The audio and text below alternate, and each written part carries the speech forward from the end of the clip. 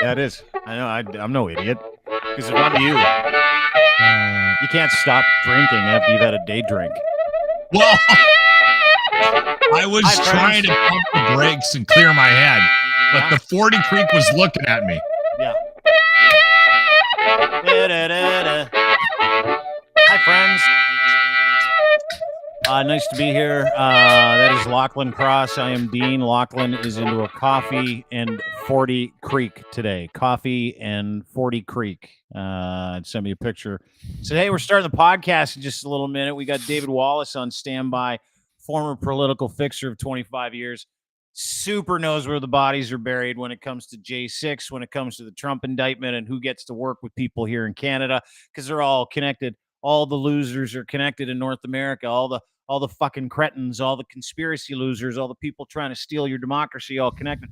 And then I'm like, hey, we got a big podcast. So he sends me a picture of him standing on a public transit platform. Quote, I've been drinking.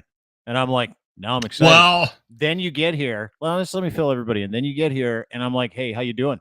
You're like, good. I said, what are you drinking? You're on coffee. I've been drinking all day. I got to straighten myself out.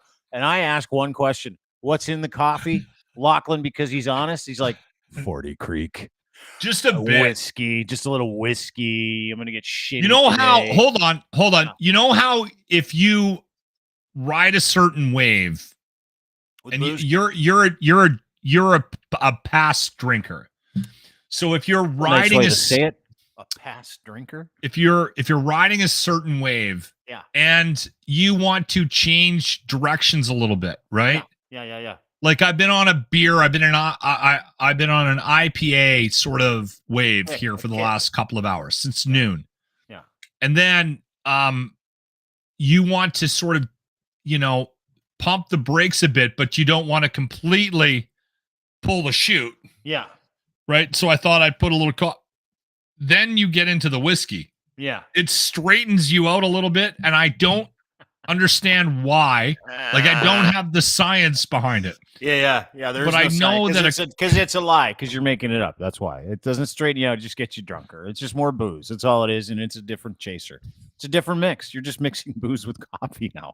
You went from beer to liquor. It's coffee. It's okay. It gets you on a different rail. Okay, yeah, it does. That's all I'm saying, dude. I'm not questioning you. Listen, let me as a past drinker, as you put it. There's one thing I never did. I never stopped halfway through the day. I would go until I fucking closed my eyes, because there's no point. You can't dial it back after a day drunk. You know that. You can't. No, I realize stop drinking during a day drunk and you go, oh, I'll just have a cup of coffee, or I'll just have a tea, and I'll straight just some water. Yeah. The fun's over. You don't want to go back out. You're finished. You get angry, or no, I'm not interested anymore. Then you stop drinking. If you're going to day drink, you have to afternoon drink. And then you got a night drink. I'm glad you're still drinking. That's my point. That's all I'm saying is that, listen, I realize that this may seem excessive to a lot of people that don't drink on a regular basis. Yes. But I knew that I needed to change a direction. I need to change my trajectory. A booze pivot. You needed a booze pivot. Yeah. Today. So a lot of beer. I'm going with rye. Little liquor. Attaboy. Good for you. Rye and your coffee. Like a good Albertan. Lachlan's in Edmonton. I'm in Toronto. David Wallace from the podcast The Fix, former fixer for all kinds of politicians, namely conservatives, joins us, parts unknown. Does anybody know where you are, David? I try to keep that quiet. What's in your coffee, though? Yeah, what do you got in there? Real coffee? Just water. No coffee. You don't drink coffee? You're not. I drink coffee, but just in the mornings. Yeah. Do you drink alcohol like Lachlan does? Or do you pivot like he does after 16 IPAs in a couple hours, and you gotta move to like liquor and coffee? Do you do that? Is that one of your moves? I gave up drinking after the surgery to put a stent in my heart. So. Did you really? I didn't know that. You had open heart surgery?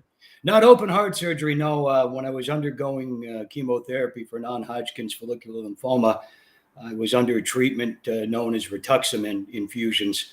Yeah. And on very rare occasions, they can cause blood clots, and I won the lottery. Oh, lucky guy. And how many people told you it was the vaccine? Oh, geez, yeah. It's always a vaccine. Anyway, nice to see you. David, of course, the host of The Fix.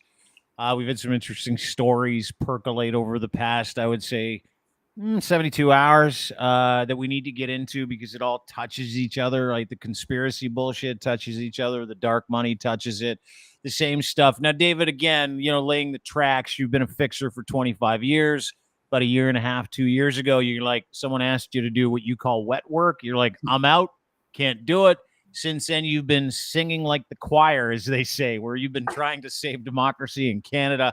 But the Trump thing happened this week, and Lachlan and I are like fascinated by it because Lach's like, I told him this week that when we did our podcast about Trump getting indicted and he's going to get frog marched into jail, I'm like, there's an interesting Canadian connection to this gentleman's name. Hold on, before that, if they do release Trump's height, weight, and age, what's your guess on his weight, David? 340 pounds. 340. Okay, what did you have? You had 298, right, Dean? I had 298. I was under $3 I'm like, he's 70, 76 or something like that. He's probably lost a little weight since the last time we saw him. Dean, and you got 340. Nice round number. Thank you, David. I got I got 317. Yeah. Okay. The fat pool, because did you hear the latest too, David? That Trump's going to get like all the details. Like he's going to get mugshot. He's going to get weight, going to get height, all that stuff that he's lied about for so long is actually going to come out. Did you hear about that? I didn't, but it should be fun. So we're guessing he's 4'8", 400 pounds. No, he's 6. He's in the 6 feet. I think he's like 6'1". I met him in 1988 at the Atlantic City Convention Center. A friend of mine, Vinny Pazienza, was fighting, and Trump was hosting the fight. Ah. So you know him. You've met him. Yeah. You've met him. He's about 6'2". What's he like? 6'2" is definitely. What was he like when you met him? He was very nice to Vinny. I mean, he was glad. So he seemed pleasant enough. If I had known what he was going to turn into, I might have hit him myself. Yeah. I guess so. But was he? Here's a question I have for you. Did you know that he was a crooked fuck back then? Like, obviously, a lot of these people. You've kind of moved in these circles. Was he as crooked as a fuck as we're seeing now, or is he just kind of caught up in being a yes man for a million different people laundering money? Like, what do you make? I'll give an example. Go ahead. During that fight weekend, there was a homeless man in the lobby of the Atlantic City Convention Center. He was going to be removed by security, and I will give Donald Trump this. The guy stopped. He took a picture with Donald Trump, and Donald insisted that the gentleman be fed breakfast and be allowed to attend the weigh-in. So I'll give him that. He was acted decent that day. Yeah. I give his marks on that. I mean, I guess he wasn't fucking anybody who was didn't have any money in his pockets. Yeah, I guess so. Yeah, do me a favor, David, if you can, pop out, pop back in again because the audio isn't syncing up. If you can, do that real quick. David Wallace, former fixer, Conservative Party, and deeply interested in what's going on with Trump because there's, as we said, there's this weird Canadian connection. This dude named Mike Roman. And Mike Roman was arrested. You and I talked about it the other day. Yeah. He is the assistant chairman of the International Democratic Union. Which is headed up the president of the International Democratic Union, this think tank of please tell me David knows dorks. Something he about does. Mike. Okay, he does. That's why I wanted to have him on the show because this is going to bother me. This podcast is going to bother me, isn't it? It should. I hope it does. I hope it bothers a lot of people because at the same time, this guy was trying to fix the election in the United States back in 2019. He was running Andrew Scheer, who was then trying to become the prime minister. He was running Andrew Scheer's social media. He was giving the Conservative Party of Canada talking points. He was part of the convoy and organizing the convoy. And it's fascinating because, David Wallace is one of those guys that kind of connects with some of these guys on different levels. I'm not sure if he's there. David, you back? Can you hear us? Nope. You there? We'll see if you can pop back in. And it's been fascinating because this story now at Crier has millions of views. Like, it's just been insane. You there, David? Can you hear us? I can hear you. Okay, that's perfect. That's better. So Lachlan and I were talking about this guy the other day, Mike Roman, who got arrested as part of that Trump indictment thing. Look at that little shit-eating grin on your face, David. I love it. you know of or have had communication with this gentleman. Tell me about Mike Roman. What do you know about that guy? First time I spoke with Mike Roman was in the summer of 2019. I was in Calgary for Stampede Week. Some of the same people who had arranged for me to be there to speak with some people associated with Mayor Nenshi, who they wished me to unemploy. Yes. Yes, unemploy. Mike Roman's name came up. Like, yes, we don't want to miss any. When you say unemploy, they wanted you to remove him, to come up with a mechanism to have Nenshi either step down or be disgraced. Yeah. Which was supposed to be some kind of kickback scheme, right? If I remember correctly. That you've been since sued for. Yes, this is a TV show. Oh, yeah. This is a movie. Yeah, I know it is. I know. But so the first time you met Mike Roman was when this group of dark money guys, one guy out of Russia, were trying to get Nenshi kicked out of being or removed as the mayor. Also members of a cult. Yeah, members. Also members of a cult. But so okay, you meet Mike Roman how? And take us through that, because he just got busted and he's going to fucking big boy jail for racketeering and trying to steal the election in the States. Hold on. And then you always do this, Dean, and then there's no one to call you on it. What are you? He has not been busted. He's been indicted. Yet. He's been indicted, but that doesn't mean he has to go through the process. No, he doesn't. When you get indicted, if I'm not mistaken, David, when you get indicted, the grand jury says, "Oh yeah, these people are guilty as fuck. Charge them right now." Correct? But he's innocent until proven guilty. Why am I the fucking asshole that needs to keep saying this stuff out loud? Details. David, more about Mike Roman, please, if you can. So you meet him during Stampede Week 2019. He's also doing what? What is he? The young lady who was chauffeuring me around arranged a phone call between myself and Mike Roman. This was during Andrew Scheer's leadership and the run-up to the Canadian federal election. They were looking for an edge. Mike Roman had heard that I had been given certain materials by Roman, Rottenberg, and Kurokalainen in Moscow and St. Petersburg, respectively, and he was looking to purchase those documents. Those documents were, well, I guess you could say propaganda and the culmination of 2 decades of intelligence work on, Christopher Freeland. There's email proof of this in the paper, in the papers. That's demonstrable fact that they've been already verified by Jesse Brown. I had these documents. I turned them over to the RCMP copies. We've still yet to hear a word about those files, but Mike Roman did attempt to purchase those documents, 420 documents in total. 420 documents Mike Roman tried to purchase, and he tried to purchase them from you?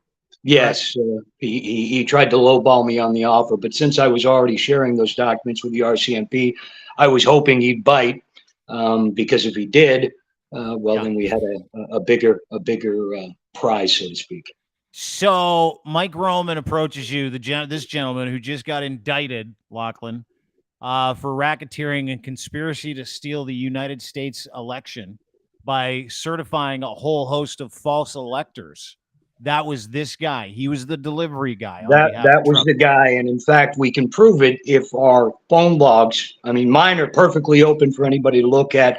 If our cell phone logs from summer 2019 are subpoenaed, and you don't have to subpoena mine, I'd gladly give them up, but I'd like to see Mr. Roman's because he called me from his personal cell on 3 occasions. On 3 occasions. And what was the nature of that conversation? What did he ask you for? What did he ask about? He had heard that I was in possession of these documents. I'm assuming that he had heard that from somebody in Moscow or St. Petersburg. Roman Rottenberg, the son, the Prince of St. Petersburg, the son and nephew, respectively, of the Rottenberg brothers, the largest development construction magnates in Eastern Europe, are associates of Mr. Roman, Mike Roman. And I imagine that he had heard I was in possession of these documents and that they were in Canada and would be a fairly easy get if the price was right. Can I jump in and ask a question? Do we know how Mike Roman ended up working with the Trump cabal? Sure, that was all coordinated through an attorney, a former can't remember if he was the attorney general, district attorney, whatever the hell he was. Bud Cummins out of Arkansas, Clinton connection. But Bud Cummins, again, this is all in the papers. Bud also helped conspire with Michael Yurkovich, the Calgary billionaire, to try to come to some sort of arrangement with the biggest oligarch in Europe, Ihor Kolomoisky, about working together to remove Mr. Zelensky. These are all in the papers. These are emails that have been verified by several legitimate media sources. In fact, during Candleland special, Jesse Brown took them to experts, and they all agreed that these could not be faked. And in fact, when confronted with these emails, none of the parties denied the origin or the authenticity of these emails. I was really hoping at some point in the last couple of months since I've been on a podcast with you, David Wallace, that I would be able to sit through a couple of minutes of a conversation with you without wanting to shit my pants. Hey, they can only kill you once. Dude, I'm looking at an email right now from you. It's a tweet. Mike Roman was seeking to arrange the purchase of 420 intelligence documents gathered by the Russian FSB and their predecessor, the KGB, provided by the Russian government. I instead turned over copies to the RCMP. And Mike Roman sought use for these in the 2019 election to frame Chrystia Freeland. That Mike Roman, the same Mike Roman, you're talking this Mike Roman that's on television. You're that's on our screen right now. You're talking about this gentleman right here. What is the connection to the IDU, and what is the IDU? Because he is the vice chairman of the IDU, or was, correct? And this is causing not just waves in Canada, but around the world.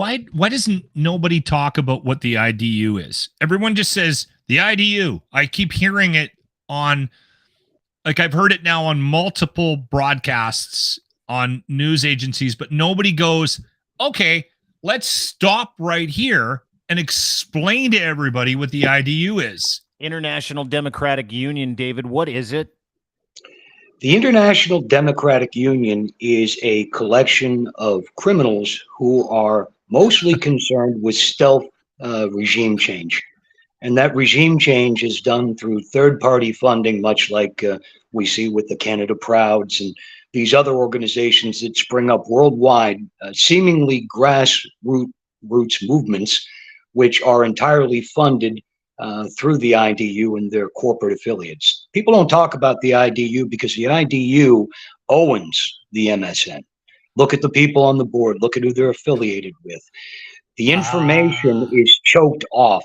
So what we get is narratives in the mainstream media of our collusion, terming left-wing collusion with China. Collusion. But the IDU always escapes mention on mainstream media because they are mainstream media. Yeah.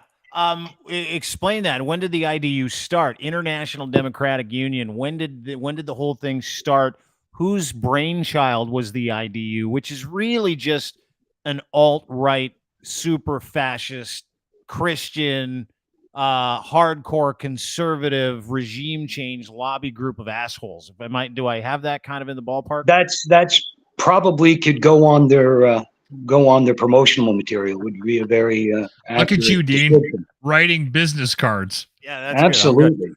So when did it start? The IDU actually has their roots, the real takeoff of the organization when it became big time, at these prayer breakfasts at the turn of the George Bush Jr. Election. As we know, those prayer breakfasts and the right-wing Christian political movement, evangelical movement, had a lot to do with electing Mr. Bush. And they decided to band together, and Steven Harper was actually the driving force behind the IDU. And he has used that IDU as a vehicle ever since he has been dislodged as the Prime Minister of Canada to affect regime change around the world. This man is a terrorist. Steven Harper is a terrorist. When you say terrorist, you're talking about being the leader of a dark money conservative group that has their hands in pies in different cultures and countries to bring about regime change to the conservative fascist side, correct? Like when you talk about terrorists, you're talking about Steven Harper's assistant chairman of the IDU up until last week, who's this gentleman. His name's Mike Roman. Again, guy who was working with Andrew Scheer in the Conservative Party. We'll get to that in just a second because those are interesting details. That's the connection, correct? Like the connection to the IDU and to what's going on in the United States and to the insurrection that we saw and to the host of fake electors. They are directly tied, if I'm not mistaken, to Steven Harper. Is that not correct? And how? That is absolutely correct. Absolutely correct. What people don't understand is the IDU is an international organization. They know no borders. What is happening in the United States is happening here.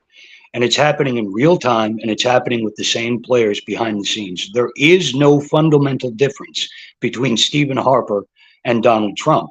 Donald Trump is what's known as a visitor to the White House, a visitor to politics. Stephen Harper is always in power with the IDU. This is a regime that does not change, and they seek through election cycles to take more and more territory.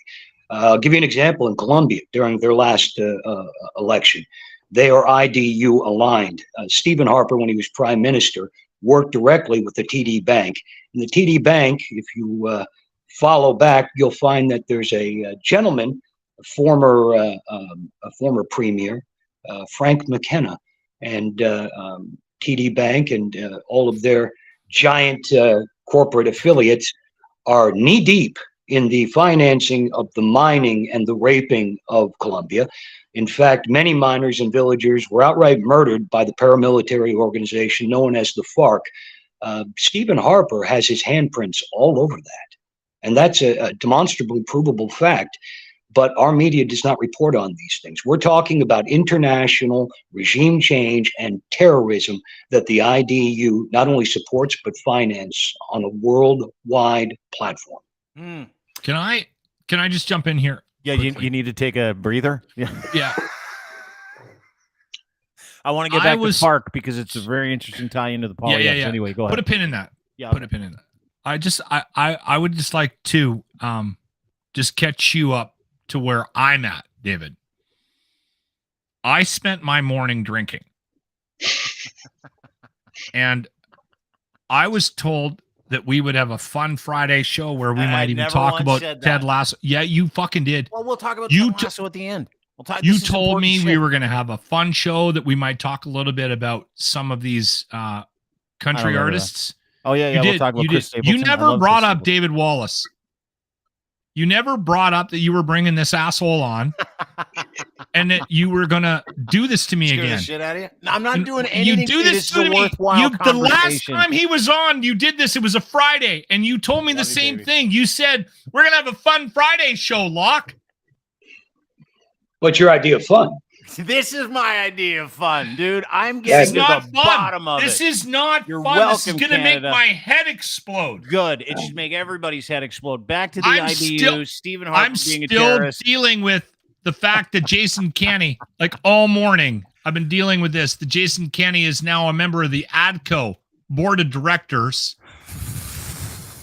He's very likely your next leader of the Conservative Party once Pierre flames out. They've been rehabbing his image, as you see.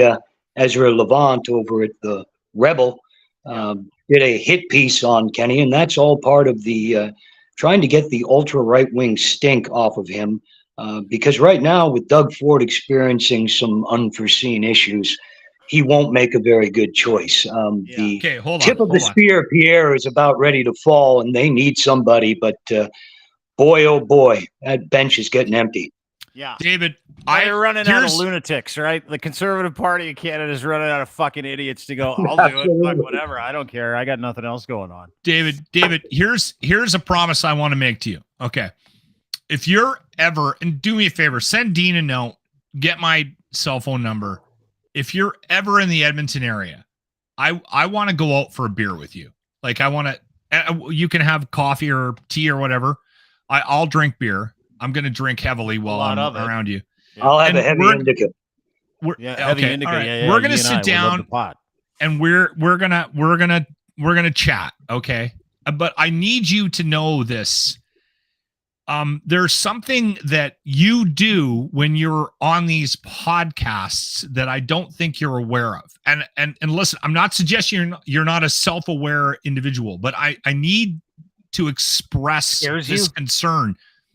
So every time you open up your mouth, you pull a thread.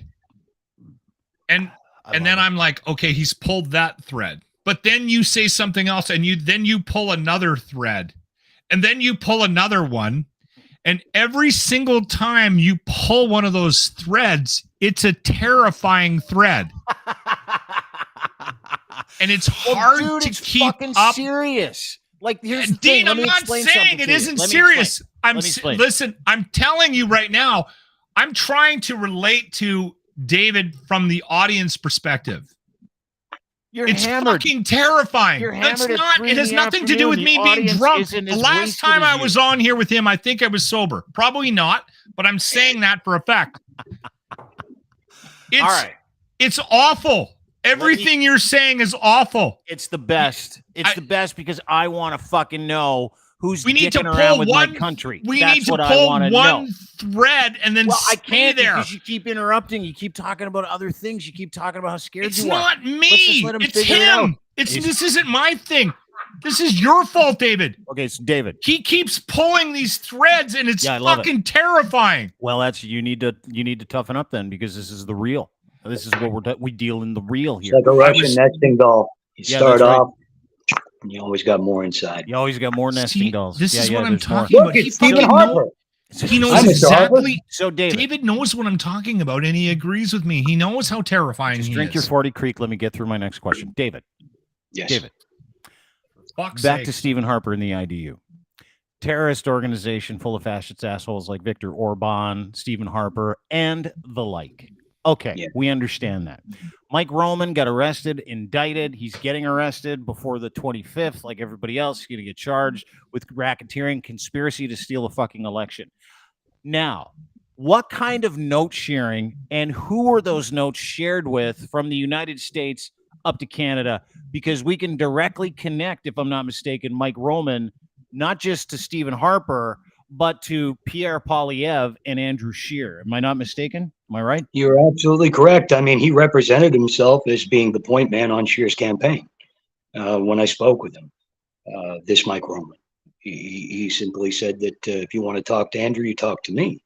And I said, I don't want to talk to anybody. You're the guy who called me. So here's the price. But Mike Roman, his own statements, his own words were that he was working directly in charge of Andrew Scheer's campaign. Whatever capacity that might have been, I don't care, as long as the money was green. That's how it operates. But Mike Roman is known in Canadian political circles and has been for a while as a member of the ID and a man who had access directly into the White House. Just the way it is. So let me ask you something. What's his connection? What's his connection with the White House? Is there an individual or is there an organization that has ties to? Dude, like, he was Trump's election day guy. Like on election day, he was Trump's election day guy. How did a Canadian get dragged into that? He's not Canadian. He's from Philly. He is an American that was being co-opted and employed by the Conservative Party of Canada. So it goes the other way. You bet. Via Steven Harper and the IDU. So this was a top-down thing from Steven Harper, correct? Like Steven Harper's is the connection between Andrew Scheer and this gentleman, Mike Roman, that just got indicted for trying to help Trump steal the election, correct? Absolutely. And if you want to put Mr. Harper and Mr. Roman together with Roman Rotenberg, the Prince of St. Petersburg and the son of Putin's best friends, the Rotenberg brothers, and the gentlemen who are currently building highways to nowhere in Ontario for Mr. Ford, that connection is easy to suss out because Mr. Rotenberg owned a supplements company, the largest in Europe, that was a very big donor to conservative efforts. And that is, if you're an accountant, it's easy to find. I'm giving you a pro tip. Go look. So that Russian money flying into the conservative coffers in this country. That's what you're saying. Absolutely. It's fascism knows no bounds. The International Democratic Union is international, but it is not democratic, and it's certainly not a union. It's a club. It's a club for the 1%. Yeah. So is there a connection between the anti-Russian sentiment on the Republican side, Trump Republican side, and the ties to the money and the and these individuals that you're suggesting? So are you suggesting that would explain why a Trump would be anti-supporting Ukraine? Trump is anti-support of Ukraine. Absolutely. The point you're trying to make, yes. Trump has always been anti-Ukraine, simply because Trump has been financed by and large by the International Democratic Union. And I would estimate that at least half of their annual operating budget and dark money that flows in the coffers are coming directly from Moscow and St. Petersburg. Into the International Democratic Union. Do you have like proof that Moscow has shoved money at the IDU? Do you have proof? Here's the funny thing. I mean, all these stories, people ask for proof. You have over 64,000 pages of documents in the Klondike Papers with emails, texts, bank deposits. If people are looking for these individuals to give a written statement that they were absolutely involved in this and were corrupt and were paying me for this, I mean, if it walks like a duck and it talks like a duck, it's a fucking duck. Yeah. And I'm sure that any prosecutor would make this stick. But looking for smoking guns where people are actually writing written confessions, you're not going to get that anywhere, not in this life. And if we hold ourselves to those standards, instead of taking a look at the evidence, the preponderance of evidence, which is freely available, then we're always going to be debating this. And if you look at the preponderance of evidence, you will see that Steven Harper is at the center of an international conspiracy for regime change, not just in this country, but in our cousins' countries and all over the globe. The evidence is overwhelming. What we choose to do with that evidence, if we have the will to do anything with that evidence, that's another question. But if we're waiting for MSN, which is wholly owned by the corporations, which own these politicians, again, look at all of these organizations. Who owns them? Who owns them? Where do their donations go? Who sits on the board? It's easy to see the game is rigged and the system is gamed. It's completely gamed. I mean, if you want to break a few eggs, you got to steal a lot of fucking money. That's basically what it comes down to. So here's a question I have for you then. You've given all this information that you're freely sharing with us to the RCMP, correct? You've given it to the Trudeau government. You've given it to anybody. Trudeau government doesn't want it. The RCMP took it in exchange for allowing me to operate unchecked on Canadian soil. It's the same deal I had in the United States. They brought me in and they allowed me to operate on their soil as long as I would share certain specific information, which was vital to targets that they had deemed of national security. I was a thief and a criminal. That's why, but they needed me because I had access into the rooms in Eastern Europe that they just didn't. And so we struck a Faustian bargain, so to speak. And the wheels came off when I decided to blow the whistle on myself. You see, I'm not a disgraced fixer. I'm not a disgraced politician. You can trust what I say because I came forward myself. I was under no obligation to do so. In fact, my life has suffered tremendously ever since I did. I've lost my money, I've lost my career, and I did it of my own free will because it's the right thing to do, because I have kids and they're going to grow up in an open-air penitentiary if this is allowed to continue unchecked, and I won't have that. Yeah. But can I ask a question? Absolutely. Do you think the JT government, the Justin Trudeau government, said no to what you had to offer because they didn't want the other side to start uncovering the shit that he is? No, I have all the stuff on that government. I mean, the vaccines and many other things. Look, corruption doesn't take place in a vacuum, and people need to really sit down and think about this. Your political leaders are people, and people are flawed. We're human beings. Now, being flawed's all right. It's the human condition. But some of those flawed people are absolutely corrupt and traitorous. They take money under the table. They take favors. They advance their own financial and personal positions through corruption and collusion with people who don't belong in our government. Corporations, other governments.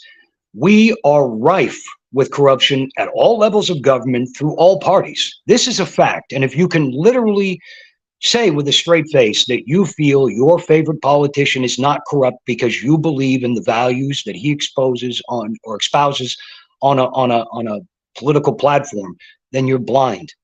None of these people are clean. It's just a matter of degrees. David, 100%, do you listen to my 100%. show? Now, listen, I'm gonna tell you, you're in Alberta though, so you've got this hate on I said bias. that exact fucking same thing this morning. Good, because I say the same thing on this show all the time. I had a conversation. I put a video out about this last week just to prove David's point, and I think you connected with this video, David, where I'm like, hey, listen, you get mad at Doug Ford stealing a bunch of Greenbelt land, enriching his friends. But the enriching of the friends is a uniquely political thing, and it's been happening for hundreds of years, and every single fucking party in power does it. Every single one. When they get access to your PIN card and your bank card and the taxpayer money and the vault of fucking billions that just sits there, they're like, how many people can I grease and what industries can I own and what can I turn over to my friends so that when I'm out of office, I can get a boatload of money and my kids will never have to work again, and I can set myself up for generational wealth. And they're all rich. Liberals, they're all of them. Rich. Yeah. All of them. You check out their financial portfolios. Every single one of these public servants have become multi-millionaires at the top. Doesn't matter what they went in with. You look at Jagmeet Singh, you look at Justin Trudeau, you look at Pierre Poilievre, all of them are independently wealthy individuals. Now, people can say that Justin Trudeau received a very big, large trust, but where was that money gathered? Where did that come from? Where did his father get it? Where did all politicians get it? People need to look in the mirror and realize that they are being played. Every single politician at the top level is compromised and owes their success and their allegiance to somebody else, somebody who's doing something illegal. That is a fact. Whether you like it or not doesn't change the fact that it is true. Yeah. You know what? Thank you for that. Thank you. And you know what? You know what's interesting, you know what? too, Locke? I'll tell you this. Let me just kind of interject just for a second. That cuts through every argument, every biased idiot asshole in this country has. That one sentiment, which is easily fucking provable, right? That every single politician and every party in this country is just a lobby group to try and steal from you and me, and they've been doing it for hundreds of years. And it doesn't matter who you're dealing with. It doesn't matter what they tell you, because words and works in every scenario never fucking match up ever, right? Happy Friday, everyone. Nice to see you. Okay. But here's the thing. Here's the thing that the people have a problem with. They invest their themselves, their self-image, their beliefs in a political party. And I'm not saying that being a liberal or a conservative or a New Democrat are bad things. They're not. People who really hold these values, we need these people. We need this sort of political diversity. I have and not everybody who's in the government is corrupt, but at the top levels, it's go along to get along, because if you don't, then you find yourself swimming in a sea of corruption, and you can get nothing done, and you will be ostracized and removed from that cabinet. We need to wake up and realize that these people need to sell pieces of themselves to get the power and to govern. To get to the table, they need to sell out. That's a fact. There are so many hooks into these politicians, they probably feel like fish. I would challenge any one of these politicians, the prime minister, the official opposition, anybody, to a live and open debate. I'm not a politician, but all I would like to do is break out my files and ask some hard questions. And I would like some answers from these people. I'm not afraid. I'm not the most educated guy in the world. I'm not the smartest guy in the world. I'm old. I'm tired. I can't do it by myself. But what I can do is pull back the curtain and show you how they make the sausages. And then you can judge for yourself. Open your minds and open your eyes and realize that politicians are not your friends. Okay, awesome. I have a question. I have to ask this, David, because this you and I are on the exact same page. Oh my God. Like, Only if we were in the same right, If we were in the same room right now, I would want to make out with you. Tummy sticks? Okay. Would you play tummy sticks with David? Probably. Well, look at these guys. Look at Nathan Jacobson. For fuck's sakes. I mean, this guy can pick up the phone and have a 2-hour conversation with Vladimir Putin just by snapping his fingers. Same with Harper. All right. Same with Netanyahu. All of these guys. Do you think that we're coming out here blowing smoke up your ass? I mean, this guy was indicted by the Justice Department, fucking convicted, and one phone call was made and he was completely exonerated on a plane home from San Diego. Done. Just like that. Politics are theater. Just like war in a lot of ways. It's called the theater of war. And this is all theater. It's rich, entitled, corrupt, flawed men and women who are looking to advance their own personal name, their worth, their legacy at the expense of the taxpayers' blood. And that's why we're so screwed up right now. We are at war with each other over colors on a party standard when we are going around and around in circles. This isn't about your political beliefs. This is which gang you're aligned with. Be careful, Canada. Oh, yeah. Fucking holy fuck. David. Dude. Yeah. David, I have one question for you. Okay. Because you just. Tummy sticks again? No, honestly, you just basically articulated a message that I have wanted to say out loud now for the last couple of years. I can't. But I don't have the intelligence to do it like he did. That makes two of us. But I don't, because I haven't had that look behind the curtains that you've had. So you've just basically surmised my thought process about politics as a whole in the last 30 minutes. Now, listen to me. I want you to answer something for me because this is driving me fucking insane. And I've got an example. I've got a very recent example, and I don't understand why politicians are so fucking blatantly self-unaware. And maybe you can explain it. And again, I'm only using this example. It has nothing to do with a partisan thing. It has nothing to do with my hatred for Justin Trudeau. It has nothing to do with me trying to make a point about our liberal government, even though everybody knows how I feel about them. I'm more terrified about what's coming down the pipe because I think the liberals are going to lose the next election than I am about the leadership that we have, if I'm being honest. But every once in a while, I see this lack of self-awareness on both sides, and it drives me crazy. Today, it was somehow announced that our government, our current government, has overspent by $15 billion. So Justin Trudeau steps up to the stump and he says, all right, we've got a problem. We're going to sort it out. We've got a year and a half before the next election, and we are going to figure out why we have spent. Holy fuck. Honestly, like I can tell you, I can count, I can literally point you in the direction of about 9 things in the last year that you've done. We're going to sit down and we're going to try to figure out why we've overspent by $15 billion. And here's how we're going to do it. We're going to go on retreat. And the lack of self-awareness of making an announcement like that to the general public fucking drives me insane. We're going to go spend $1 million on a retreat at a golf course to figure out why we've overspent by $15 billion. And I don't understand how they can actually step up to a stump and say something that fucking stupid and expect us all to like eat it. Can you explain why politicians are that dumb? Like they're so unself-aware and so unaware of the things they say out loud, and they keep moving on like it doesn't mean anything. Well, Justin Trudeau in many ways is the front man. And many ways he can keep a straight face when he says things because he truly believes them, because he trusts people in his cabinet to do the work. I know of one person in his cabinet right now who is doing work for the Red Chinese. It's just a fact. I know he sells information. I've come across that information. I've cross-referenced it in the pursuit of other jobs. I've used that information. I've indexed it. But there is a source in the office of the PMO, and that source is for sale.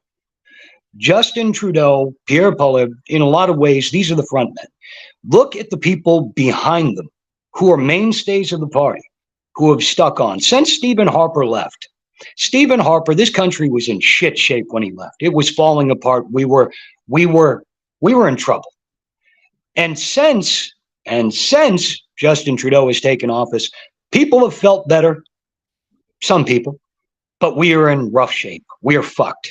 Let's put it that way. Mm-hmm. Trusting any of these parties to come in and clean up the mess is kind of like trusting the arsonist to put out the fire. It's time for something new, don't you think? Yes. However, let me just point this out. And someone put this in the actual comment section. They're like, well, like, is this why nobody wants to get into politics? Because it's hard to find fucking criminals. Like, yeah, it is, right? It's hard to find people that want to give away their shame. It's hard to find people now that are dumb enough to go, yeah, I'll repeat party lines for a couple of bucks. And most of the people that get into politics now are not good people, or they're just people that ran their fucking gamut in media and they don't have a job anymore, or they're friendly with certain people, or a couple of lawyers who did some work for a couple of guys on a file for the Liberals, or whatever the situation is. Like, we just don't have good people in positions, because good people look at the bullshit when it comes to, politics being what it is. And they're like, fuck it, I'm not interested in doing that job, because that means I'm going to have to be a fucking career criminal for the rest of my life.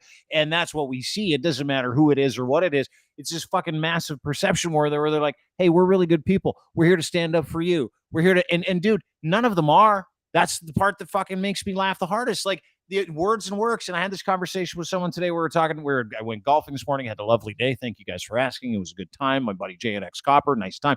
We go golfing. That would have been a good podcast. It was a great podcast. Yeah. It was awesome. Talking about what you did on the golf course. Yeah, it would have been fun. It would have been a good Friday podcast. No. Instead, you bring David on and you fucking scare us all. Yeah, well, you should be scared. I'm not going to sleep for 2 weeks. But here's the thing. They've done such a good job, David, convincing us for the past 100 or so years they're in it for us. And we are so fucking into it. Like, it is amazing how we're like, you know what? I'm going to fight my neighbor over Justin Trudeau. I'm going to fucking yell at that guy over Pierre Poilievre. I'm going to fucking not talk to my family members because they vote for this party. It is truly amazing how they've taken this class war, which is what we're talking about, David, right? The richest 1% that still control the families that still control our destiny. And they've forced us to fight while they steal, while they cheat, while they lie, while they try and affect elections, while they have fucking convoys. That's the other thing. Like, if this Mike Roman guy was a huge, which I'm to understand is to be true, David, you would know more than me. This Mike Roman gentleman, who was second in command at IDU, Steven Harper's right-hand guy that just got indicted for trying to steal the U.S. election along with Donald Trump. My understanding is he was involved in the convoy and the creation of the convoy as well. Did you not hear that? Absolutely was. When I said a year and a half ago that the convoy had been stolen from these useful idiots who were the front people and was being steered, people like Justin Ling came on and put the kibosh on it. That's because people like Justin Ling get paid by these intelligence services. They get paid to muddy the waters. And history has proven me to be absolutely correct. And I was correct because I know this cesspool. I've swam in this sewer with these serpents my whole life, and I know their game backwards and forwards. Most of them are empty-headed, intellectually bankrupt, greedy, self-interested pigs. That's what they are. They are the 1%, no matter which political stripe they profess to be. Good people don't get into politics because they can't afford to. And unless you have the money to have a massive media campaign, then you can't win. And the only way you can get that massive media campaign is if you are chosen by that same media conglomerate 1%. The system is rigged. The system needs to fall. The whole system. If people really want Doug Ford out today, they would en masse march to their own MPP offices. They would camp out in front and they would not leave, and they'd do it in the thousands, every MPP office. And eventually, those MPPs would drop Ford's fat ass overboard to try to save their own skin. Now, you'd end up with another thief, and you would still get fucked, but they might kiss you. Yeah, they might actually put a finger in before they actually put the whole fist in. Lachlan, you had something you wanted to ask. Well, and again, I don't want to steer us off this conversation. David, I kid about having you on a Friday, but I got to say this out loud. I truly appreciate your honesty. I'm not gonna lie, you scare the fuck out of me, but I do enjoy these podcasts, whether they're on a Monday, a Tuesday, a Wednesday, Thursday, Friday. It doesn't matter. So I do kid. So, and I know you. I think you get my sense of humor, but I want to tell a quick story about me coming up. It will be quick. When I was a young broadcaster, I looked at what people made behind the mic, and I was like, oh my God, I am not going to be able to feed my family if I continue down this path. And then the people in charge seem to have like car payments and homes and things like that. So it was like, all right, listen, I'll get into programming. So that was the path that I chose when I got into broadcasting. I thought, you know what? I'm not going to do the mic thing. I'm going to try to do the behind the scenes thing because they seem to make more money and it seems to come quicker. And so I got into this business with the idea that I was entertaining and that I could do something behind this mic. Then I got into it and I was like terrified because I had a young family and we were dirt poor and I was scared. So I got into programming, which I am not good at because I'm not a people person. And so I ended up sitting back and doing my best to try to get into programming. And I got into a company that had this idea that they would do these personality tests on me. And everybody had to do this. And so I would fill out these personality tests and I would sit down and I would fill them out and I would apply for these jobs, and they made me do them all the time. And I'm pretty sure my results were always the same because I was honest, because I can't be anything but myself. I've never been able to be anything but myself. And regardless of whether you like me or not, I have a certain level of integrity that excluded me from opportunities in management. And it took me years to figure that out. And so when you talk about politics and guys sitting at the top and people that, you know, that are there for a reason and they sold their souls, I can see that in every other industry because I see it in the industry that I'm in. Because I watched these people that got ahead of me that were horrible fucking human beings. And I know why they got the positions that I didn't get, because they would be able to do the things that I wouldn't be able to do. And unfortunately, you talk about politics and you talk about these people that run our countries and our provinces and our cities ending up in those seats. Unfortunately, David, and this is why I think you honestly need to go on a TED Talk or do some sort of a fucking tour, because it's not just fucking politics. Somehow we have established a society, a North American standard for this. This is our lives. People that are willing to make horrible decisions and do horrible things to other people end up in power. And we seek them out. We go out of our way in organizations to put them at the top because we don't fucking want to have anybody there with a conscience. No. Because if we put anybody in that fucking top role with a conscience, what are they going to do? They're going to make good decisions. So we put these fucking horrible people in control of everything. And it's not just politics, David. It's fucking everything. Yeah. And the thing is this is why our fucking society is disintegrating, because now people are waking up to the idea that now we have a bunch of people in control that have fucking loose morals. And why did they get there? Why they got did they there get because there? they have the ability to do it. That's the fucking amazing Because part, they're right? fucking cunts. Totally. And and who do we trust to run our companies? These assholes. Terrible because people. Guess what? They're gonna be able to pull the pin and hire and fire 6,000 people next week. Yeah. And they're gonna be able to Soulless. go to bed. Yeah. And sleep comfortably tomorrow night. Ladies and gentlemen, that is the very triggered and turned on Lachlan Cross, who finally purged every fucking piece of hatred he has for politics and the pain and suffering in his own brain. And let me tell you, that was therapeutic for me, dude. That was a lot of fun to watch. Yeah, I love it. Well done. I apologize, everybody. No, don't be sorry, dude. I loved it. That was the most animated I've ever seen you. And I love it. David Wallace, your response. Unfortunately, and if you look at it, it's we've become more consumed with style over substance, decade after decade. Now, if it comes in a pretty package, and I mean, look, why do you think the official leader of the opposition is wearing fat suits and Spanx and walking around without his glasses and wearing makeup, looking like a general asshole? It's because somebody told him he looks better, and the image wasn't right to be elected. I mean, look, just be who you are. Justin Trudeau, I mean, he's got the sunny ways image, and yeah, he's quite pleasant, and I'm thoroughly convinced that he halfway believes everything that comes out of his mouth. I mean, Justin was born to be the leading man in a play. He doesn't write the lines, people. Okay, he doesn't come up with the agendas. He doesn't set policy. These are facts. What he does is act as the spokesman for his part of the graft. That's all it is.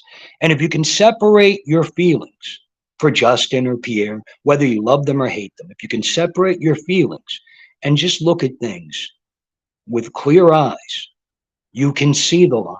You can see the inconsistencies. You can see the disconnect between official policy and their actions. We need to elect people from the community to run our communities. That's how we get good governance. We need to have open and transparent financial tools in place to audit those individuals. And more than anything, we need to have politicians who step aside in timely matters to allow new blood and new ideas to move into our communities to beat the ball moving forward. It needs to be a collective effort. Govern ourselves. That's the only way the 99% will ever get their countries back. Because right now, we've lost them. Yeah. And it is, there is a conservative effort to keep us lost, to keep us confused.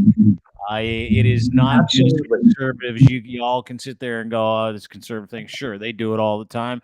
Well, fake liberal Twitter accounts are everywhere too. It is the same bullshit all the time. And until we decide that we're going to vote people in with values that live by virtues that are similar to ours, and until we can see the fruit of that character instead of just voting for some blind party because they told you that they're serving pedophile pizzas in the basement of Comet Pizza, you're just another idiot. Like, you're just part of the problem, right? And here's the thing, is that political institutions know that if they can get those crazies voting, life's good, right? Like, it doesn't matter. And I'm talking about crazies from both sides. Like, I'm talking about the crazy people that show up to libraries to bushwhack a kid's story time reading because everybody wants to be able to have this perception war play out live on television. It's a culture war. Let's show everybody it's us fighting against them and these mean people. And if they take over the country, it is literally fear porn that they're pouring down your throat while they hold your head back. And we eat it up because we're really fucking dumb, right? Like, really stupid people. And the people who perpetuate the worst on both ends of the pole are the dumbest. And I've been ringing that dumbbell for a long time, David. Like, we really have a stupid person problem in this country, do we not? We do. And, it almost broke my heart. I mean, back in the day, you had to work pretty hard to manipulate opinion. But now, it's like shooting fish in a barrel. I mean, it's the lowest common denominator. You take a group of people like the LGBT community, and what you're doing by drag time, story time, whatever, all of these issues that are brought up, what you're actually doing is you're damaging this group. You are driving a wedge between this group and the rest of the society. You are contributing to the prejudice, the marginalization of this group. It's a bait. You're trying, I mean, and it doesn't matter what group it is. What they try to do is focus on a group and make them subhuman. Because if you can take away that group's humanity, it's okay to hate them. And hate turns into fear, and fear turns into violence. And violence and fear shows up at the polls. And that's how these fuckers manipulate you into voting blue, red, yellow. And then you buy it. You drink the Kool-Aid. And this is what we get. We marginalize groups. We marginalize women. We parade them out. We prostitute. It's a distraction too from some of the real issues too, right, David? Absolutely. It's distraction. It's there. It's the noise at the front of your head so you don't hear these fuckers slipping in the back door and robbing you blind. Do you really think that leadership at the top of the Conservative Party or the Liberal Party give a shit about LGBT issues? Only in terms of how many votes it'll get them. For Christ's sakes, half the CPC leadership seems to be gay. Not publicly, but at the end of the day, we have people who speak out about an issue, yet live that same lifestyle behind closed doors. It's a rigged game, everybody. It's a carny game, and you're the marks. David Wallace, ladies and gentlemen, with the hot truth. David, great to see you. Always great to have you on the show. We're an hour in. Appreciate you. The Fix is the name of your podcast. Lachlan is stressed out. He's going to need another 40 Creek or at least 3 more Bud Lights. But appreciate you doing this work. Where can people find you on Twitter to read you and follow you as you sort of slowly unwrap this onion? They can find me at Pick61989. Well, they've taken it down a couple of times. I don't think Elon likes me very much, but I'll keep stirring shit up as long as I'm on Twitter or live. One of the two. Did you see Elon's latest, by the way? I'd love your thoughts on this and where he sits in the fucking ethosphere of stupidity. So he puts this out today. This is kind of cool. He's like, hey, block is going to be deleted as a feature except for DMs. It makes no sense. And the world is clamoring, watching people delete their accounts in real time. Where does Elon fit into this mess? What do you know about him real quick? Because that is a full-on, fuck you, I want you to see all the propaganda, and I'm going to make sure of it, right? Absolutely. Elon was selected. He was put in that position to influence opinion. He's divisive, which is really what they need. He's a self-made tech billion. If anybody really thinks that Elon Musk is the author of his own success and that he's some kind of a genius, really? Guys, take a look at him. Do you really believe that this man is a genius who's putting satellites and rockets into space on his own? He's fully financed by these same 1%ers who give us Donald Trump. Does anybody believe that Donald Trump writes his own speeches, does anything on his own? Any of them. We look at these people who on the surface are the least intelligent billionaires and rich people that we'll ever find. And we take their word as gospel. Stop buying the bullshit. Take a look at the package, unwrap it, and see what's inside.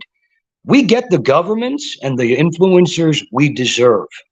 But decision, it starts with you, the guy in the mirror, the girl in the mirror. Open your eyes and try to spot what these people gain by playing you. Elon's a rage farmer on a much higher scale. But really, in theory, he's no different than a Mark Slapinski. Really, it's a different level. But if you boil it down, they're both there to incite outrage. Outrage. That's it. They have these con men at every level for every class. And Elon, he sits at the top. Yeah. David Wallace, ladies and gentlemen, The Fix is the name of his podcast. Good to see you. Thanks for doing this. We'll talk to you. How often do you do your podcast, David? Well, since all my equipment's been broken, almost never. But I'm hoping to get there soon. Okay, you got to let us know when you're back up and running again so we can listen on a regular I'll call basis. you tonight and we'll fix that today. We got to get you back up and running, David. Great to see you. I'll talk to you soon, brother. Thanks so much for doing this. Yeah, gentlemen. good to see you, buddy. All right, David Wallace, ladies and gentlemen. Yeah, how's your head? You all right? You good? You good, baby? You good? All right? You're all a little stressed You out? did not tell me David was coming on today. I think I did. No, you did not. Dude, that was I got David in the green room. I was sitting there jotting down, you fucker. I forgot that guy is unbelievable. Yeah. Like he is like every time he's on, I am.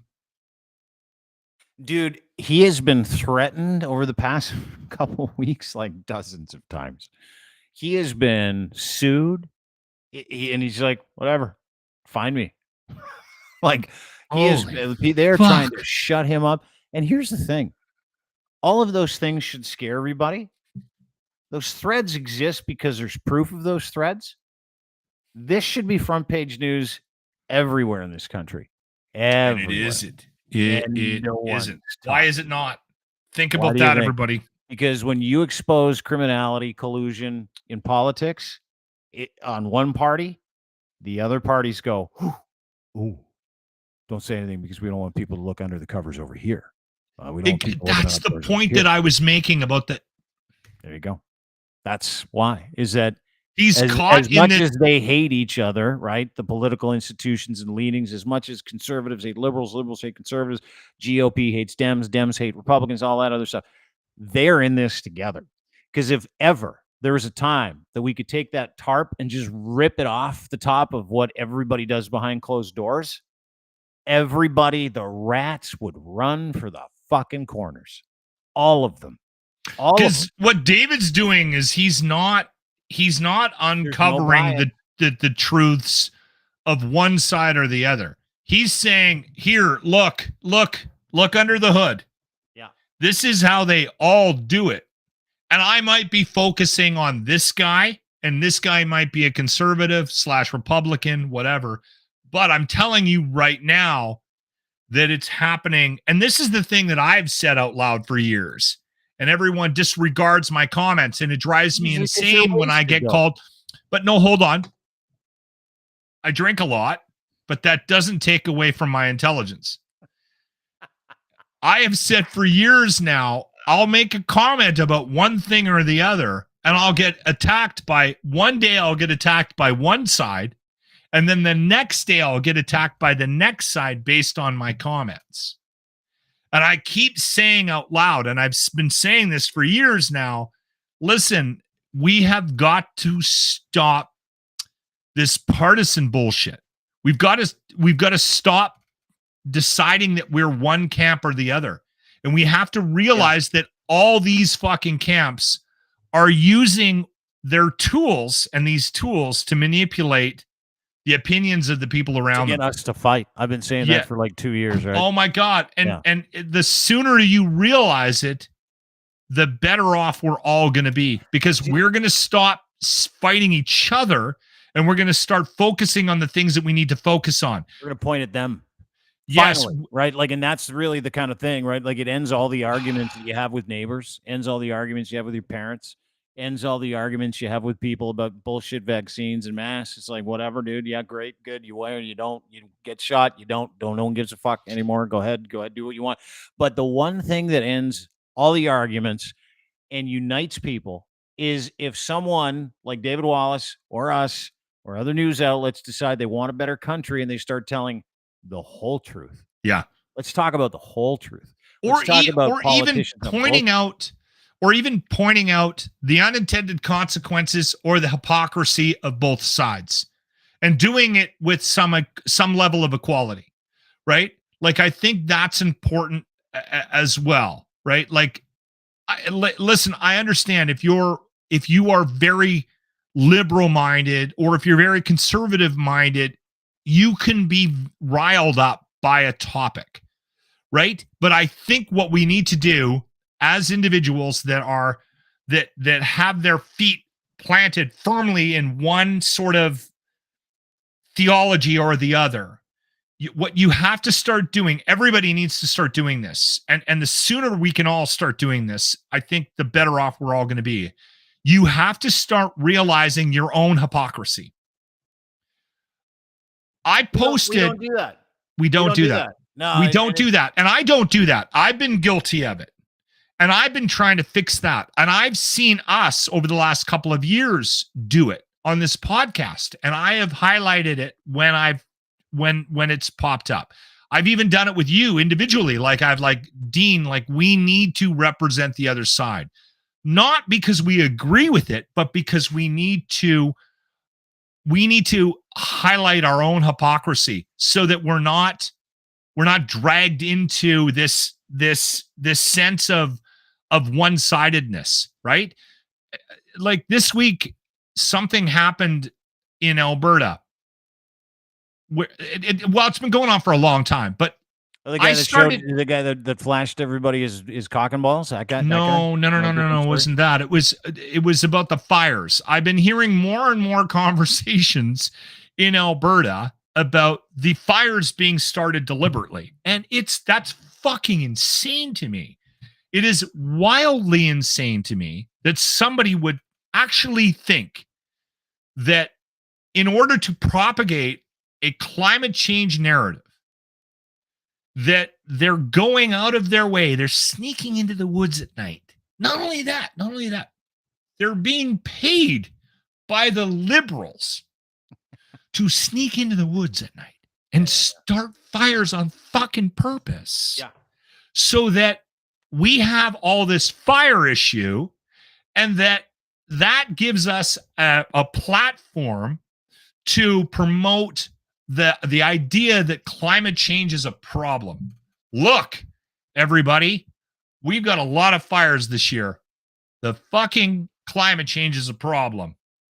And there's actually people that believe, and this is insane to me, there's actually people that believe that those fires are being started on purpose to actually promote that narrative theory. that they think the government of Canada, take it one step further, Justin Trudeau is paying people, paying people running around with gas cans and matches to light fires to get people to buy into a carbon tax, to get people to buy into climate change. So he's burning hundreds of thousands of hectares, not acres, hectares of land in this beautiful country, including Kelowna, which is on fire, including Yellowknife, which is the capital of the North, which was evacuated. 20,000 people. Fucking city. That's going on right now, where people are dying.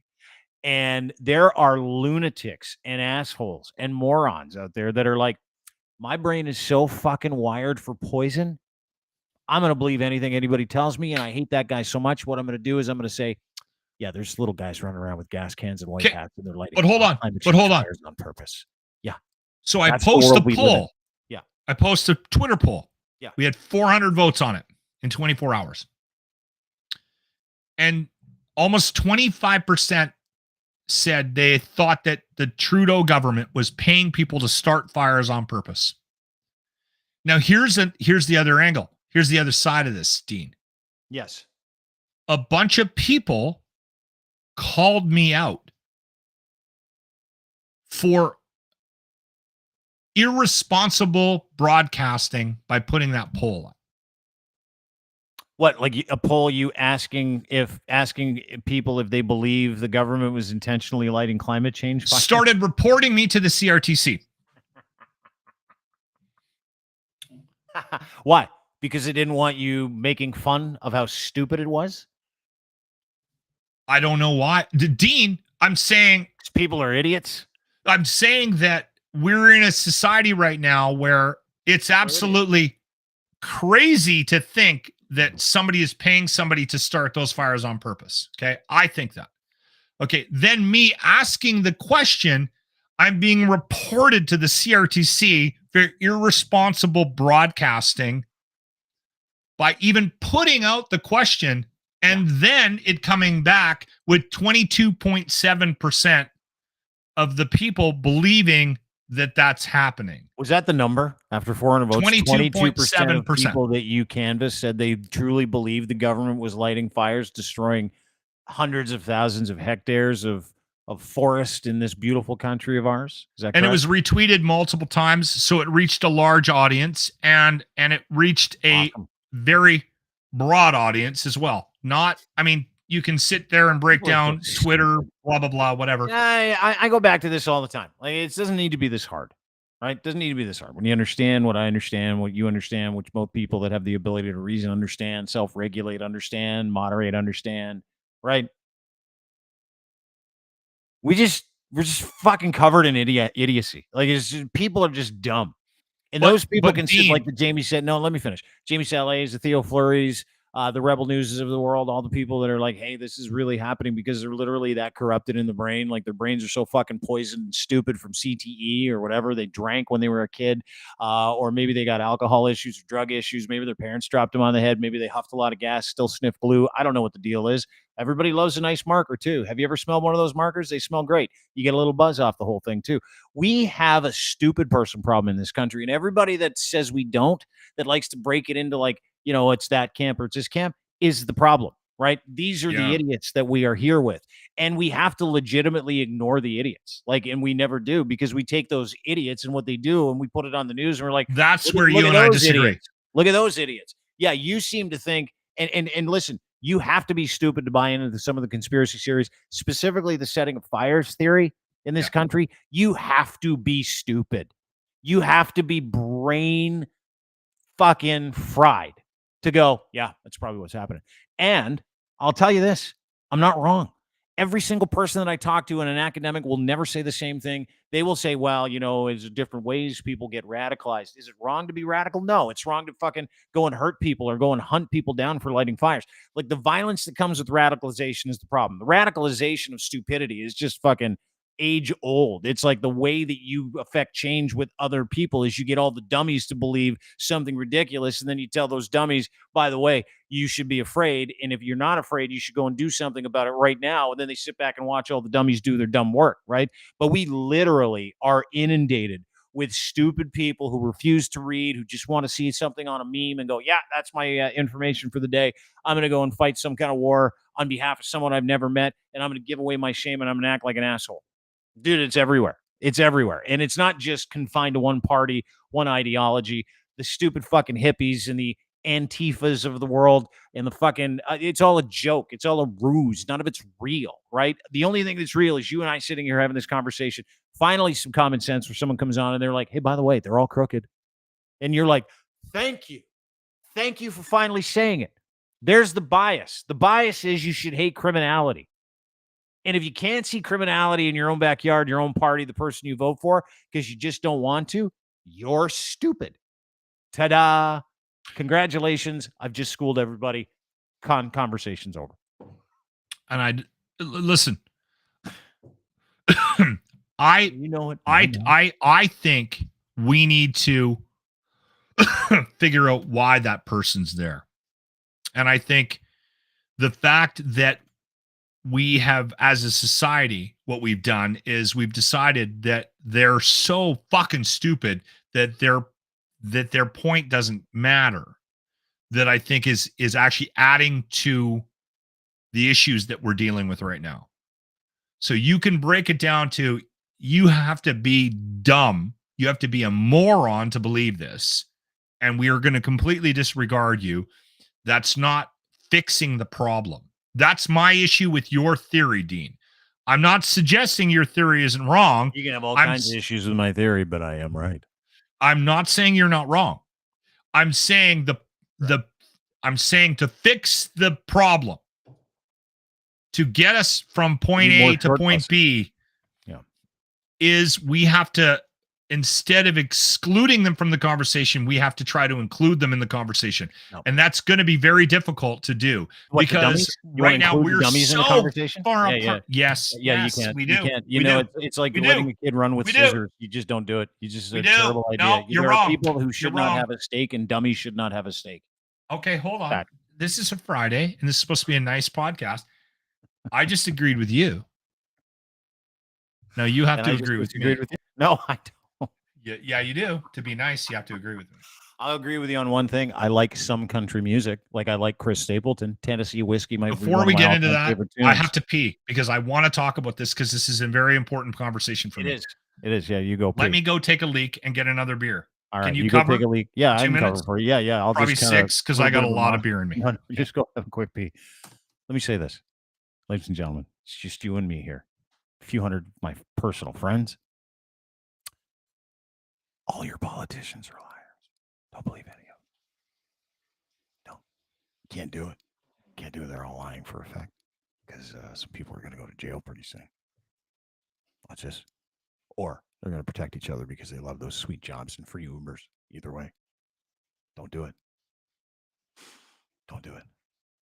Don't vote for a politician. Vote for someone who doesn't act like one, and we'll be a better country. So much easier. How about those people in Alberta that think little guys are running around lighting climate change fires? Lachlan's not here, so I can say yes. That exclusively lives in Western Canada, the dumbest part of Canada. Yeah, middle trailer. That's what I like to call it. Middle Earth. Or Lord of the Rings. That's what we call Western Canada, by the way. Listen, I love Western Canada. I'm going out there for a few days. I'm going to go see my parents. They live in Western Canada. Problem with Western Canada, by and large, is it has a lot of people out there that live in rural areas. It's just a fact. And if you take a little psychographic of where people are that are educated and make good decisions, they're traditionally not rural parts of the world. Tougher to get to school. Plus, you got to you're busy working, right? You're busy feeding cows and stuff, and doing all kinds of cow stuff. Just sort of the deal. Anyway, I love Alberta, love the province. It happens. Anyway, hey, how you doing? I was just bigging up Alberta big time while you were gone. Did you hear my pee? No, didn't hear your pee. Okay, all right. But I will say this: we do agree on one thing, and that is I don't mind Chris Stapleton. We talked about Taylor Swift the other day. I want to talk about her again. Chris Stapleton, I like. However, there's certain music that I will put on a playlist. And if my windows are down when I'm driving down the highway feeling like $1 million, I'll have to turn the windows up if Chris Stapleton's on because I'm embarrassed that I listen to Chris Stapleton. Same thing, and dude, I'll just throw it out there. Same thing with The Power of Love by Celine Dion, or I Will Always Love You by Whitney Houston. When that comes out, I have to turn that up. Those are different. Those you should not be ashamed about that. Those are divas. You're the same too, right? Like you'll throw on a little, like if you hear Power of Love by Celine Dion, you're like, I just turn it up. Turn this off. Yeah, you got to turn it up. But it is embarrassing liking that kind of music. And I will say this, little pop, some ballads, don't mind. But when it comes to country, this new country, I'm embarrassed to say I like some of it. But not a Chris Stapleton fan. Just wanted to put that out there. Okay. So I'll give you a little bit background on me as a music fan. So when I was a kid, I rebelled severely against what was happening in the 80s. That included not only the new wave and the wham shit, but also the hair stuff. I was very much in my own lane when I was a kid with respect to music, and I gravitated towards the 70s. So I was an 80s kid. Like I was in high school in the 80s. So I hated all the 80s. I hated it all. I mean, Tom Petty, some of the stuff that I love today that was released back in the 80s, I was against it just because it was released at that time. I was that anti-80s. And so I gravitated towards AC/DC, Led Zeppelin, Pink Floyd, Black Sabbath. And then when grunge came out, I was like, well, this saved rock and roll for me, right? And then I got into radio, and I got into rock radio. And I got to say this, the only thing that I hated more than 80s music and the pop and the much music and the MTV shit was country music. I despised country music. Me too. I was in country music for 6 months. I had to do a afternoon drive show on a country music radio station when I got to Prince George.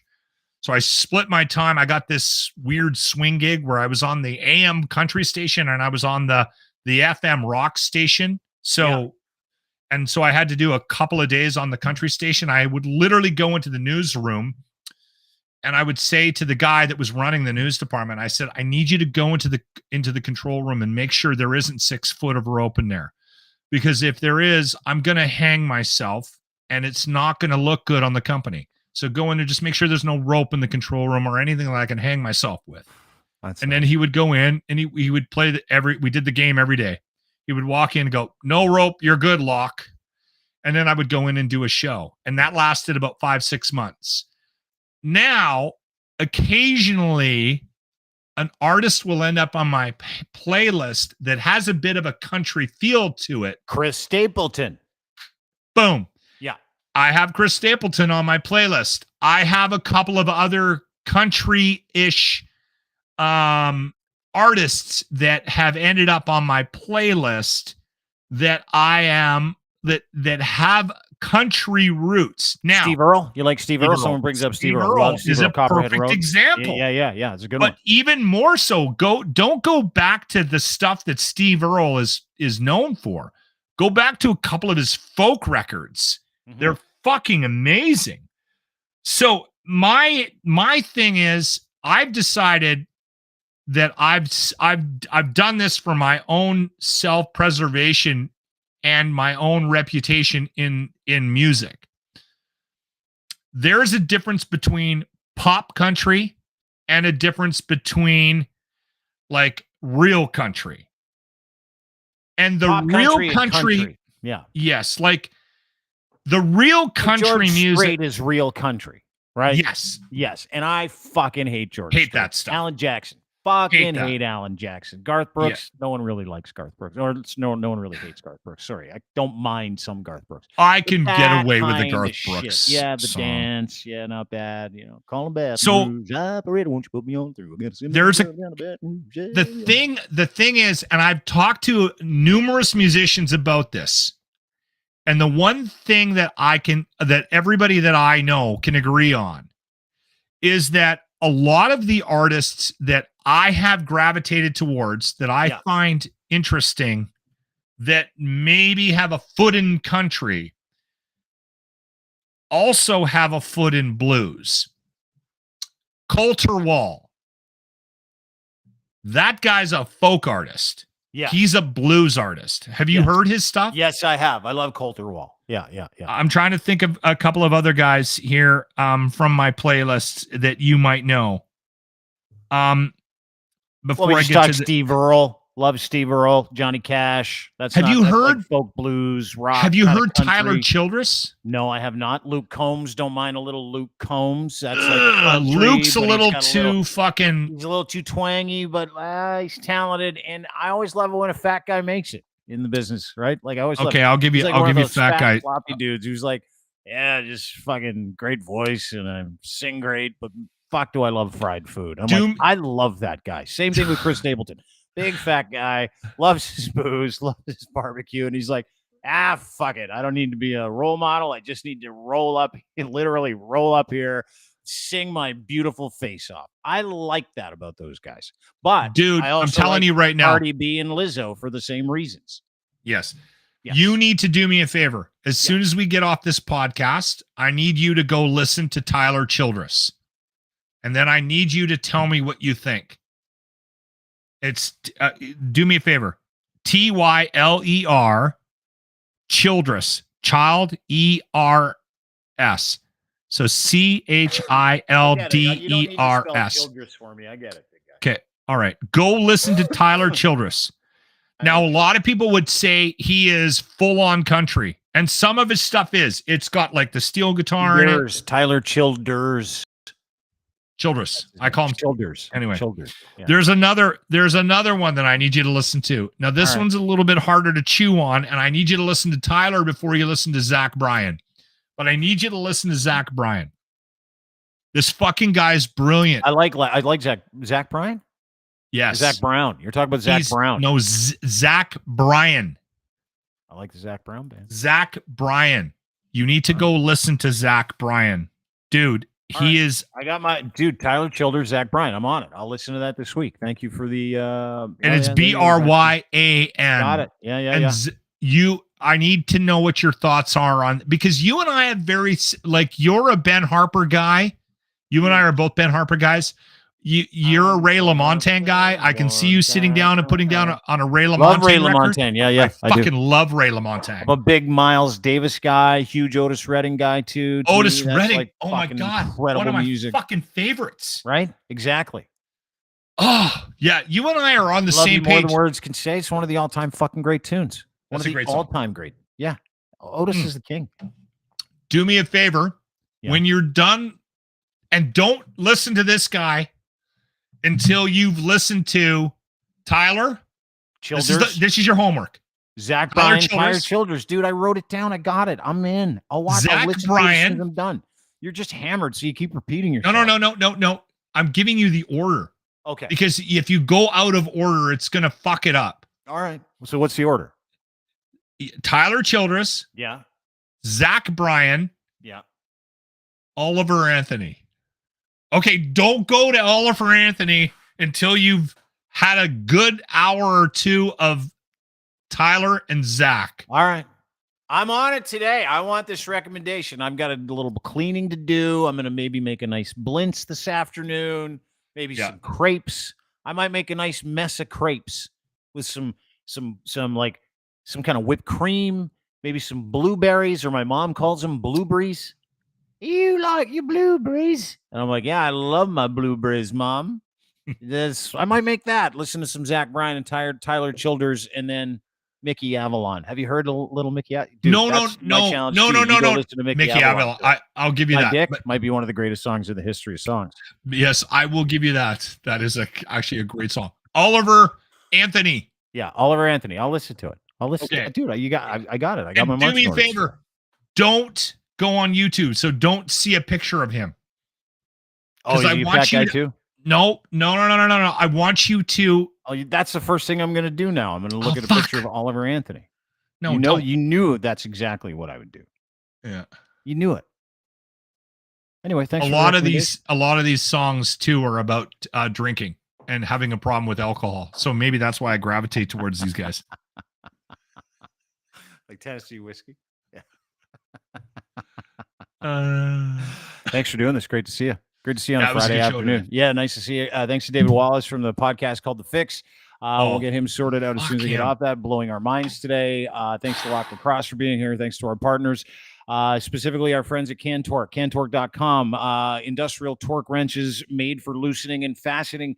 Bolting solutions. No one has bolting solutions for. Go to cantork.com right now. Check them out. If you're looking for anything in the heavy machinery industry, nuclear industry, you need a fastener and a torque wrench. You can't get anything. They'll prefab it. They'll take care of it. They'll service it. All that stuff. Industrial Solutions, perfect Canadian company. That's all you need. They do work around the world, but they're really proud of being in Canada. Go to cantork.com for more information today, as well as Gitch. Colin's also a good guy. One of the best. Dude, he was just in town, just missed him. Watched him and Alex Tagliani win that Pinty's race here for the Toronto Indy, if you remember that correct, the Honda Indy here in Toronto. Anyway, Colin's a guy, Cantork, loosening, fastening, hydraulic torque wrenches. Go and see this man. He's a good dude. Also want to say thank you to our friends at Gitch. Ed's Fine Imports has them. Gitch, model for performance, every level, run, walk, breathe. These underwear are perfect. Pouch in the front. Gitch 3 is your promo code. Go to edsfineimports.com today. Order a pair of Gitch. Ed will send them to you. He's a nice guy. That is Lachlan Cross, at Lachlan Cross on Twitter, host of the morning show, radio morning program, The Locker Room at Edmonton, 957 Cruise FM in Edmonton. Listen to him every weekday morning. Have a great weekend. Good to see you. Stay safe. Keep drinking. Let me know when the lights go out later on tonight. Let me know when you're to the point where you're like, I can't even see. Because that'll be the last text I see from you this evening. Because this is an all-day event now. Because you started this morning, right? You can't get hammered if you can't drink during the day. Hold on. Can't day drink unless you start in the morning. It was very close to noon. Yes. But it was in the AM when I opened my first beverage. Yeah. By the way, Colin says he is a guy. So I said he's a guy. He's the guy, not a guy. Colin is a guy. And that is your guy in Edmonton. Go and say hi to Colin today. Maybe go out for a couple pints with him. He's at home. That's a good suggestion. Yeah, do it. I'm not driving anywhere, though. Take your scooter. Good to see you, buddy. I'll talk to you soon. Lachlan Cross, ladies and gentlemen. That's it for us. Have a great day. We'll see you on Monday. Have a great weekend. Wake up, everybody. I think that's the lesson today. Bye.